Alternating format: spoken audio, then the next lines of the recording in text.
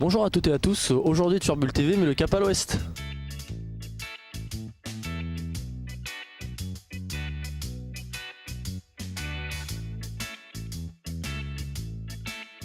Et bien venez avec moi parce qu'on va essayer d'avoir les impressions du capitaine du navire et de ses seconds pour leur poser un petit peu des petites questions sur ce voyage. Alors carrément, moi ça me tente très grave. Après, il y a différents types de tours du monde. Tu vas avoir le tour du monde comme font les mecs du Vendée Globe ou des trucs comme ça, c'est-à-dire sans escale. C'est quelque chose qui est sportivement très respectable, mais je trouve ça un peu con d'avoir fait le tour du monde sans en avoir vu un seul morceau. Donc moi si je devais faire un tour du monde pour moi, je le ferais plus avec beaucoup d'escales et voir plusieurs années, un peu découvrir un petit peu partout. Pas dans le but de faire une course et d'aller le plus vite possible et de s'en être pris plein la gueule et de revenir avec beaucoup de souvenirs mais sans souvenirs humains on va dire. Voilà, donc oui ça me tente, après tout dépend des conditions, tout dépend du bateau, et tout dépend du programme qui est alloué à ce bateau. Alors, donc du coup moi le diplôme que j'ai c'est un capitaine 200, donc qu'on passe, il y a des petites sélections à passer sur l'eau, donc il faut pas forcément avoir un immense niveau. Et moi à l'époque où je l'ai passé c'était sur sélection et après les sélections soit vous étiez pris ou pas, et là en gros vous allez avoir c'est pas un diplôme de capitaine, c'est 9 diplômes différents, donc qui vont être vous partez d'une sortie en mer qui se passe bien. Donc là vous allez voir tout ce qui est navigation, conduite du bateau, là vous allez voir tout ce côté-là que normalement vous avez déjà abordé un petit peu avant si vous voulez vous lancer là-dedans.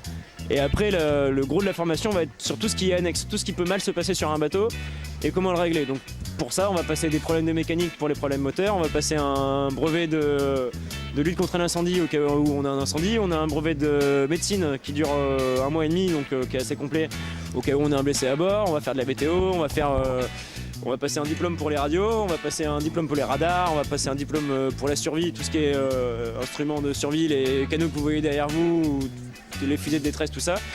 Et en gros, tous ces diplômes-là vont former le brevet de capitaine, que après vous allez devoir valider donc pendant 1 an. 1 an, moi c'était valable pour moi. Maintenant je fais la petite modification vu que ça a changé cette année. Maintenant en gros, pour avoir le diplôme que j'ai, on va vous demander de passer d'abord un diplôme de matelot, de faire 6 mois en tant que matelot, et à partir de ce moment-là, vous pourrez passer le diplôme de capitaine. Par contre, vous aurez plus que 6 mois à valider au lieu d'1 an comme moi je l'ai eu. Ça permet d'avoir des capitaines un peu plus compétents parce que du coup on a plein de gens qui arrivent sur le marché du travail en étant second capitaine et sans avoir forcément trop d'expérience, et du coup c'est d'une compliqué de se faire engager et aussi compliqué de connaître son métier, hein. C'est un métier qu'on apprend beaucoup en mer et du coup maintenant ils ont rendu obligatoire le brevet de matelot pour pouvoir emmagasiner un petit peu d'expérience. Mais si j'ai un conseil à donner à des jeunes qui voudraient faire comme moi justement, c'est qu'il n'y a pas d'âge pour le faire. Moi quand je l'ai passé j'avais 21 ans, j'étais le plus jeune de ma classe et le plus vieux avait 49 ans, un truc comme ça. C'est beaucoup de formes de requalification, de gens qui viennent d'autres milieux et qui veulent se remettre dedans. Et il y avait aussi 2-3 mecs comme moi qui sont issus des écoles de voile, de la régate et qu'on naviguait depuis tout petit sur différents supports et qui voulaient justement en faire leur métier. Donc il n'y a pas vraiment d'âge ni de profil type. Moi par exemple, on me demande souvent mais vos parents étaient dans le bateau, vous avez été formé à ça dès tout petit. Non, moi je me suis lancé dans la voile quand les autres se sont lancés dans le football par exemple. Mais je suis pas issu de là, donc c'est pas forcément... C'est un métier assez fermé quand même, il faut connaître du monde et tout pour pouvoir se lancer dedans, mais pour passer les diplômes, il n'y a aucun a priori à avoir. Et si ça tente les gens, il faut se lancer en ayant fait des petits stages un petit peu avant, histoire de savoir déjà si ça plaît.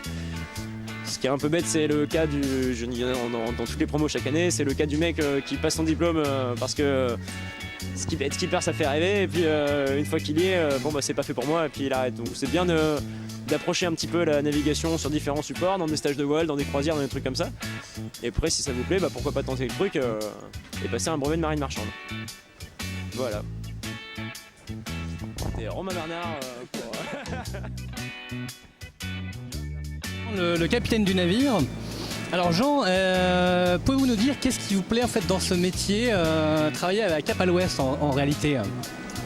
Bon, ce qui est sympa dans ce métier, c'est de faire partager un peu sa passion. Et puis moi, je suis originaire de La Rochelle et ça fait plaisir aussi de pouvoir faire découvrir un petit peu son chez soi, quoi. Et dites-moi donc, quelles sont les qualités requises pour être un capitaine aujourd'hui en fait? Et quelles sont voilà, les mesures de sécurité à prendre en compte quand on accueille du public en fait sur un bateau comme ça? Est-ce qu'il y a des risques également? On se pose la question. Alors pour pouvoir être capitaine sur un bateau comme ça, il faut passer un diplôme marine marchande. Donc vous avez votre diplôme, après il faut obtenir le brevet et il faut faire 365 jours de mer pour avoir le brevet, pour qu'il soit délivré. Et après, bon, nous on ne sort pas dans des conditions quand elles sont trop compliquées. Dès qu'il y a ce qu'on appelle un BMS, un bulletin météo spécial, le bateau reste à terre. Ça évite que tout le monde soit malade et de mettre en danger aussi la vie de certaines personnes. Enfin de tout le monde d'ailleurs. D'accord, alors en fait Cap à l'Ouest fonctionne de mars à octobre si j'ai bien compris. Et le reste de l'année, qu'est-ce que vous faites? Moi ou le bateau? Les deux. Ouais, le bateau, je rentre dans le bassin des chalutiers, un petit bassin à flot qui est derrière là. Et il passe l'hiver là-bas tranquillement, nu comme un verre, parce qu'on enlève vraiment tout ce qu'il y a dessus. Et moi après je fais du convoyage, c'est-à-dire que je livre des bateaux à voile un peu partout dans le monde. D'accord, donc votre passion dans tous les cas en fait, c'est ça? C'est ça. Voilà, super. Ma passion c'est de naviguer. Ma passion c'est de naviguer et aussi de la faire partager. Et puis c'est pour ça qu'on emmène. Ce qui est agréable sur ce bateau, c'est vrai que c'est d'emmener les personnes en mer pour visiter la région sous un autre point de vue, sous un autre angle, quoi. D'accord. Alors du coup, j'ai vu tout à l'heure que vous faisiez un petit peu le descriptif des îles et de ce qu'on voit en fait vu de la mer. Et alors d'après vous, pourquoi devrait-on en fait faire cette traversée? Qu'est-ce qu'il y a d'intéressant à voir en fait en Charente-Maritime près de nos côtes? Moi, ce qui me fait doucement sourire aussi de temps en temps quand même, c'est qu'il y a plein de gens, même du coin, qui viennent à bord du bateau et qui sont pas capables de se repérer. C'est un petit peu comme si, c'est comme quand on prend l'avion et on décolle, on fait ah tiens, mon patelin je l'aurais pas vu comme ça. Et la vue de la mer c'est pareil, c'est différent. Puis quand vous arrivez, moi quand je livre des bateaux comme ça, j'arrive dans une ville par le port et du coup pas par l'avion. Et je sais pas, on se fait une autre image de la ville en question quand on la voit de l'extérieur.